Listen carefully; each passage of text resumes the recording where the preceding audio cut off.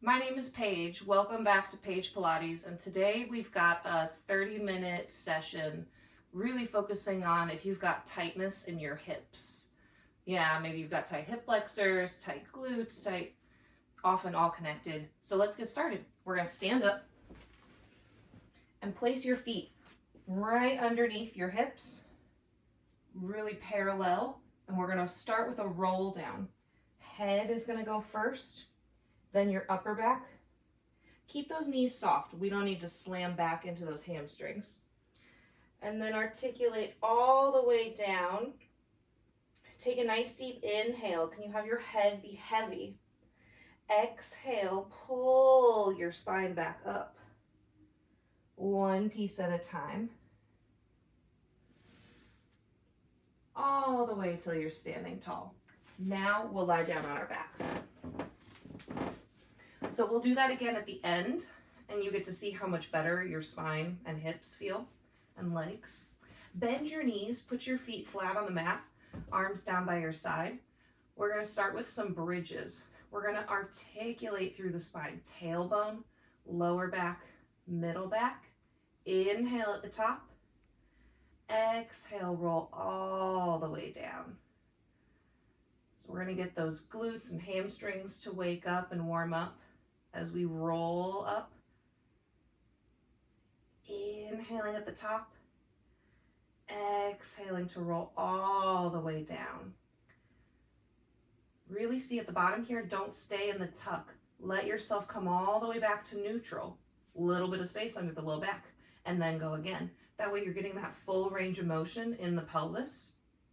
Inhale at the top. Exhale, roll all the way down. Hopefully you're feeling some work in the backs of the legs. Really push down into both feet as you roll up through the spine. Let's hold here for just a moment. Lower your hips down an inch and back up. Down and back up.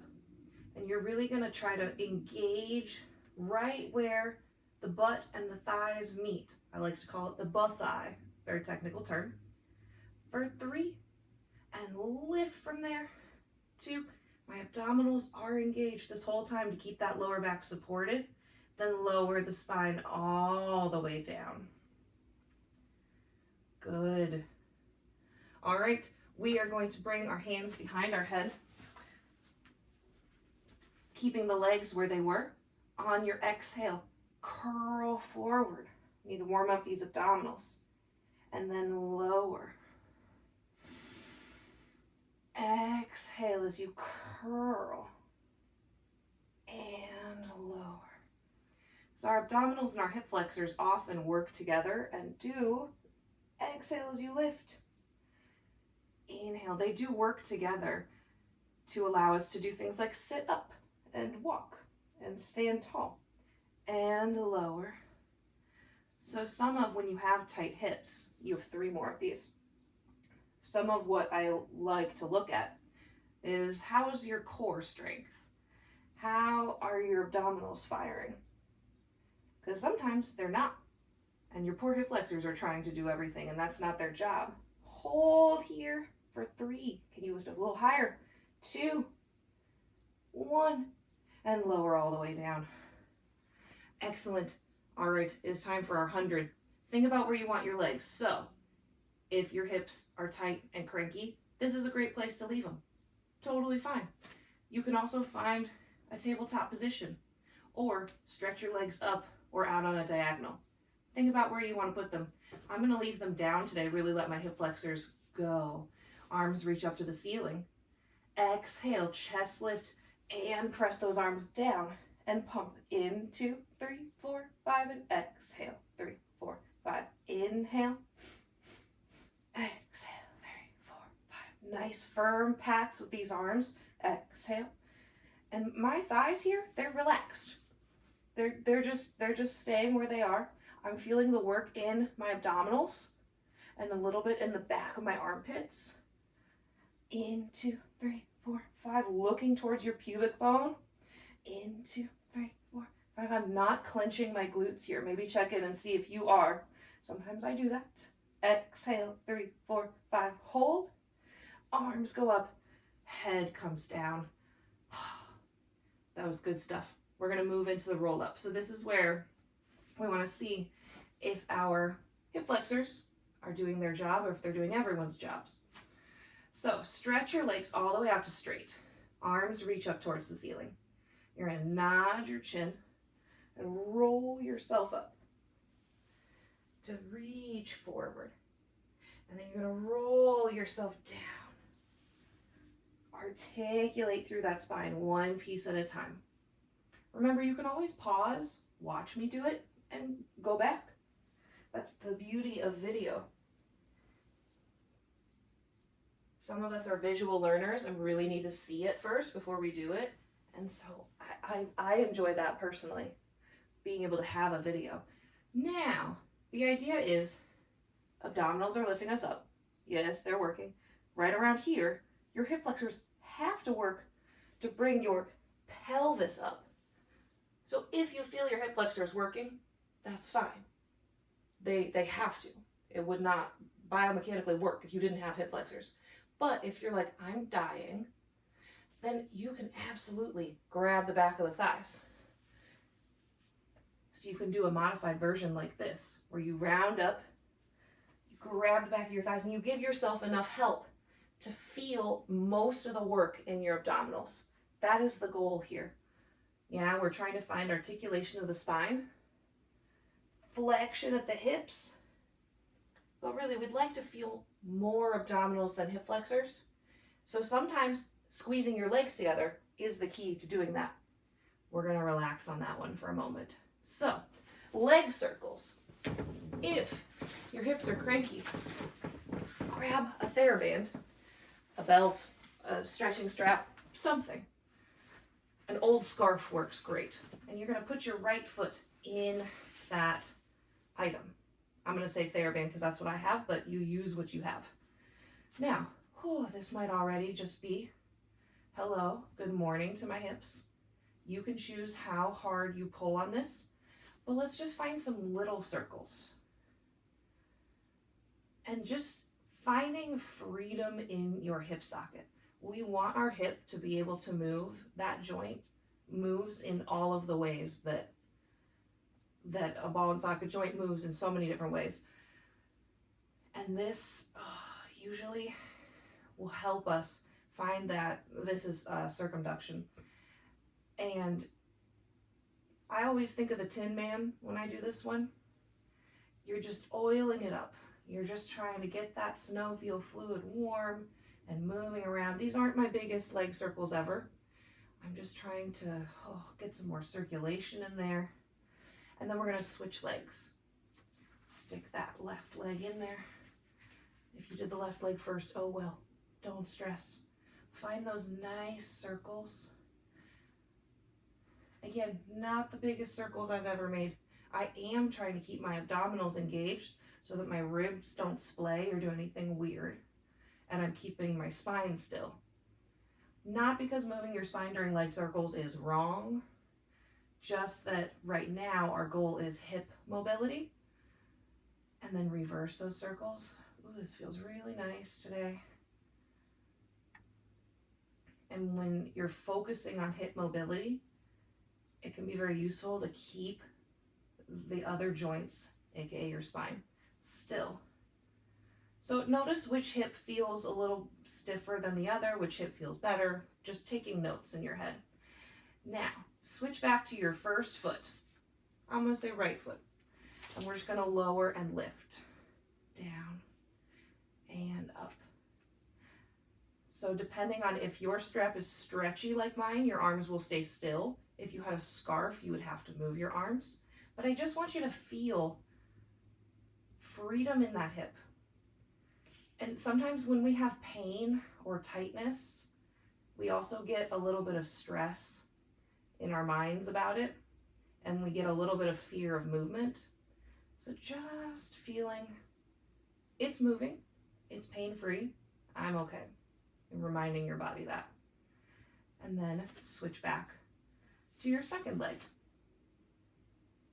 So this is assisting so that you're not so that you're not hanging off that hip joint. We're taking the load away, some of the weight of your leg away from your hip, and just telling it, hey, you are moving. We're getting some good range of motion here. Because don't hips love to just store tension? Yes, they do. One more. So if you're in a Pilates class that is not tight hips focused, like we are doing right now, and we get to leg circles and you're like, ooh, I would like a little support, grab a TheraBand. Great way to make a class suit you and your body that day. Oh, excellent. So we're gonna flip around and go onto your belly. And we're gonna find some extension here. So arms are gonna go down by your sides, palms facing in, legs are parallel. Lift your belly away from the mat and then pull your shoulder blades towards each other. Lift your head and your chest. Lower your head and your chest.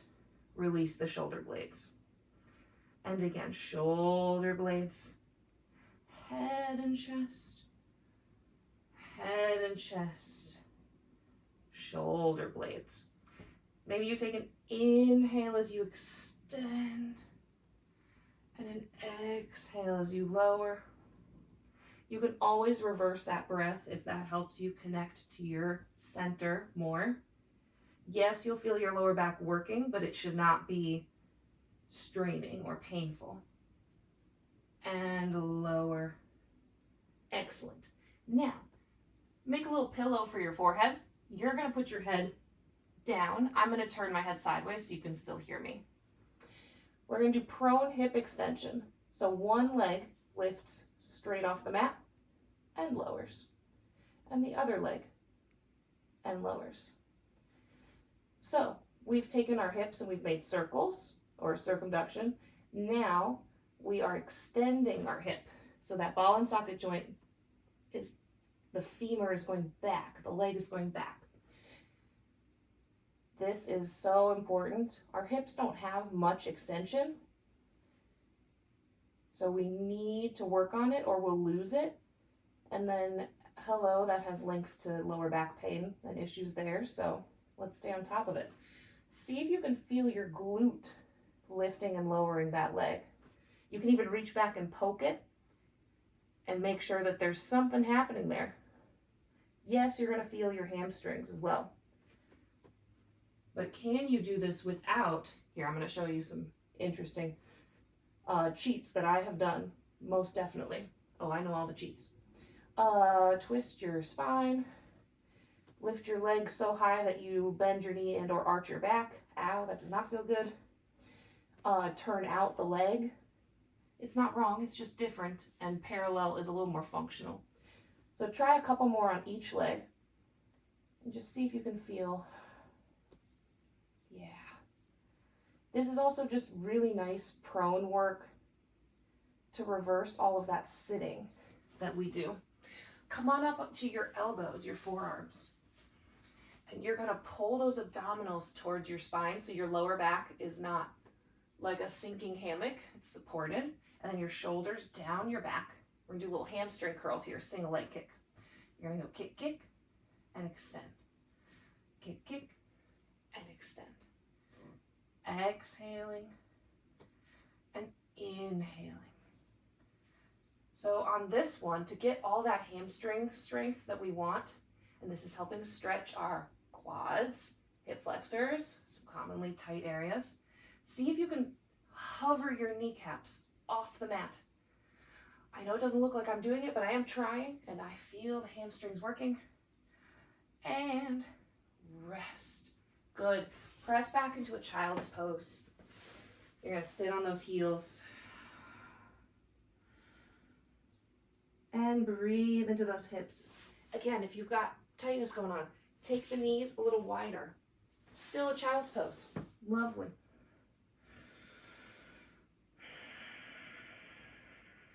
One more breath here. And then come on up to your knees. We're going to do thigh stretch. A lot of people skip thigh stretch, but I love it. You're gonna have your knees just under your hips. And I don't mean your outside hips, like your sit bones. So I often think ears. That tends to make sense to a lot of people. And then you're gonna bring your hips on top of your knees. So this is not what we're going for. We want our front pockets to be flat. And then reach your arms up towards the ceiling. You're gonna hinge back from your knees in one piece, keeping your hips forward, and then lift your body up. And your arms are helping counterbalance you. So you reach forward and lift up. And yes, Joseph Pilates called this the thigh stretch. I like to think of it more as the thigh burn, but you are stretching and lengthening the front of your thighs. You just are also using them to get back up, which is part of what makes this exercise so good. This is a really important one for people with knee pain, because these muscles are involved with that patella, your kneecap. And rest, because we all need a little more length in the front here. That's a really common place. I see people getting tight is in the front of the hips. They feel that kind of pinchy feeling. So let's go onto your back and we'll do our shoulder bridge. We'll just keep that train moving. Lengthening in the front, working the back. Oh, it's all so good. I could go on forever. You're gonna have your feet flat on the mat, arms down by your side, just like how we started. And you're gonna roll yourself up into your bridge. Take that right leg, pick it up, and then lower your hips. 1, and lift. 2, and lift. 3, single leg strength. Lift, put that right foot down. Keep your hips lifted. Lift the left leg up. Lower the hips for 1. Exhale. 2, 3. Put that left leg down. Keep your hips up. We're almost there. Right leg goes up towards the ceiling, and you lower and lift. 3, and 2, and 1. Notice my hips are still in the same place. Put that right foot down. Lift your left leg up, and lower and lift for 3. Really doesn't matter how big that leg moves. That's secondary. This stability is the most important thing. Put that leg down. Lower your spine, 1 piece at a time. Oh, shoulder bridge. We'll do it every time. Flip over onto your hands and knees. We'll get some really good stuff. All right. Hands are underneath your shoulders. Knees are under your hips. We're going to find a few bird dogs. Because again, a lot of times, if we've got tight hips, we've got weak glutes, weak core. So strengthening will help the tightness. Sometimes it's not just stretching that we need. So one arm reaches forward, the opposite leg reaches back, and then we come back to center. And you switch. And you imagine you've got someone's dinner on your low back. And it's a full plate or bowl of food. So you have to be very stable. Pull your belly button in towards your spine. And don't worry about how high the arm or leg go. Not really important. It's just the fact that they're moving away from you. It's that stability. That's what we really want here. Oh yeah, by the way, are you breathing? Because I'm really warming up. I'm starting to breathe. It's good. And we've got one more just like that. Good. All right, have a seat. We're gonna do tabletop or reverse plank. You might know it by a few different names, but your hands are gonna come behind you, either fingertips pointing towards you or out to the sides. Backwards gets to a scary shoulder place, so just pick either this one or this one. And then your feet will go out in front of you. For tabletop, you're gonna push down into your legs and lift up. Still look forward. If you look back, we're gonna crunch our necks. Nah. And lower. Exhale, lift. And lower. So again, noticing a pattern of lengthening the front of the hips and lower. Now you could spice it up and stretch those legs out to straight. And lift.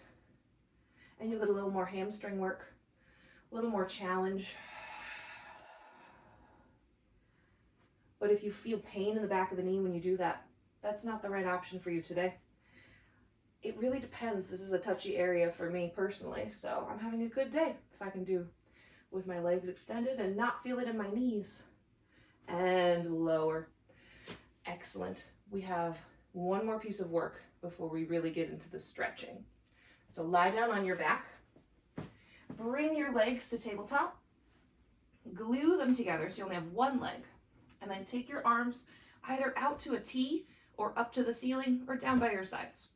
All of which are good choices. Knees are going to go to the right as you twist in that lower back. And then exhale, center. So now we're keeping the hips still. Hip joints not moving. Knees to the left. Exhale back to center. And we're moving the spine. We're getting that rotation. Exhale, center. Inhale, twist. Exhale, center.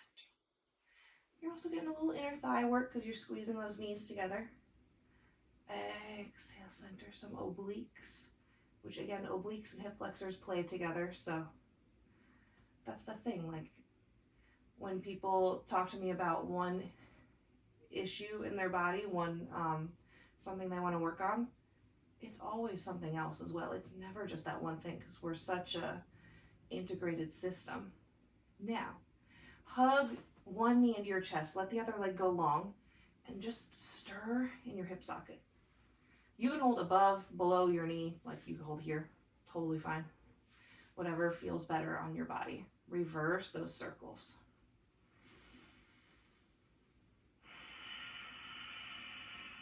And then bring that other leg up to find your figure 4 stretch. Grabbing and pulling towards you. A little piriformis stretch here into your glute. This is a really good one if you've got any sciatica. Again, if you sit a lot, everyone needs to do figure 4 stretch in some way, shape, or form. The only people I meet who don't need to are small children who don't have much muscle tension yet. And then we switch. Circling this hip with a nice bent knee here. So I'm not using my hip muscles. I'm using my arm muscles here so that my hip can be released. Reverse those circles. Oh. Just feels so good. And then bringing the other leg up to find this figure 4 stretch. Oh, so I can feel, I'm sure you can see this hip is much tighter. That's okay. We are not symmetrical beings. So something you can do is pause the video and repeat this stretch on your tighter side so that you do tighter side, looser side, tighter side again. That's a great way to work on correcting imbalances slowly, is to just do that. Same with strength. Yeah, you can do weaker side, stronger side, weaker side. Come on up to your hands and knees. And we're going to find a hip flexor stretch. So, you bring one foot forward. You're in this nice kneeling position. You're going to tuck the pelvis and curl it this direction under, like a dog tucking its tail between its legs. And that might be enough stretch. Or you take that tuck and you shift it forward. You can put your hands, honestly, wherever you like. You could do it next to a coffee table so you have something to hold on to, or a wall, closet. Now, you can always continue to go forward. My hip is not going to go any more forward. It says this is fine. My abdominals are working, by the way. Always working. And then you're going to come up and switch sides. Simple stretches. Nothing crazy. You tuck in the pelvis. That could be enough stretch. Or you shift forward. And oh, hello. So that's information like I'm keeping track of in my own head is, hey, my right glute is tighter. My right hip flexor is tighter. And like, it won't always be the same side, but just to note in your head, be like, maybe later today, I'll do that one stretch and I'll try to help that out. I'll do a figure 4 stretch on my lunch break or right before I go to bed. That's something you can easily throw in. Yeah. All right. Coming out of that, you're going to stretch this leg to straight. So my hips are on top of my bottom knee. And then I'm going to walk myself forward. Now you can flex the foot to increase that stretch. Hello, calves, arches, or not. And if you can't reach the floor, again, this is where the coffee table next to you can be very helpful. And you just breathe here, get a nice hamstring stretch.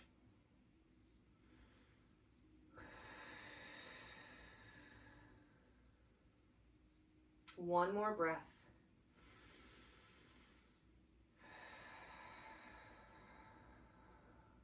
And then we're going to switch sides. So you bring that leg forward. You've got one hand on either side. Yes, yoga blocks work great here. Oh, maybe you flex that foot. I think that's all my calf would like to do this morning. That's fine. And we breathe.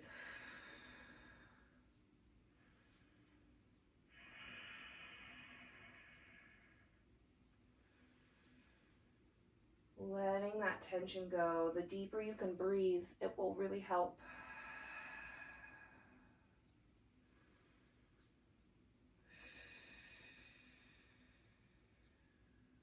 Good.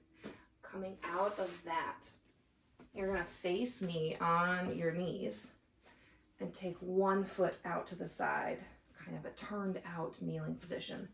And you're going to have that foot a little farther away from you, so the foot's not right underneath you. And you're just going to lean and come back up.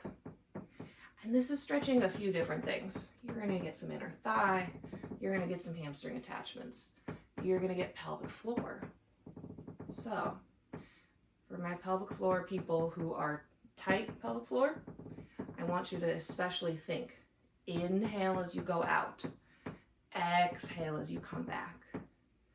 Inhale, and we're all going to use our abdominals so that we're not hanging on our hip joint. And maybe as you come back in, if you're a looser pelvic floor person, maybe a prolapse person, you feel a little bit of a lift in the pelvic floor to come back. Let's switch sides. I'll talk a little more about that. You go out and in and out. And I'm not feeling any pain anywhere. Yeah, I'm feeling some stretch down here, a little bit of activation of that same area, which is why I like this one, is we're going to lengthen the muscles and then ask them to contract. That's a dynamic stretching technique. It's very effective.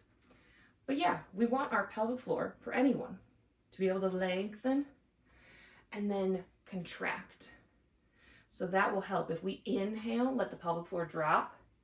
Exhale, pelvic floor lift. Inhale, pelvic floor drops. Exhale. That way we're cueing our pelvic floor to work with our inner thighs, to work with our abdominals. So it's all like an orchestra where they all play their own parts and do their own jobs at the right time. One more. Out. And that would be my quick and dirty, basic tight hips routine. We're just going to do a roll down and then we're all done. Standing up, placing your feet underneath your hips, and then starting with your head, roll all the way down. Equal weight on both feet. You take an inhale at the bottom. Exhale, roll all the way up, and just notice what feels better. After just 30 minutes, imagine what a whole hour just focused on tight hips. Imagine how good that would feel. I want you to know I do have virtual clients and I'm opening up my schedule over the summer to include more. So if you're interested in virtual private lessons with me, we can really target whatever's going on with you, whether it's your pelvic floor, your back, your shoulders, you have tight hips, you've got bad knees, whatever it is. I would love to help you with that. If you're, postpartum and you're looking to find your abdominals again. I love that. Pelvic floor is my favorite, the whole pelvis in general. So reach out to me. Feel free to leave comments if you have any questions about what we did today. If you want, there's a tutorial on breathing that you should check out if some of that at the end was like, hey, what's going on here? And there's also a tutorial on neutral series if you were wondering about spinal stability. So check that out. Make sure you follow and subscribe for more content. I'll see you soon.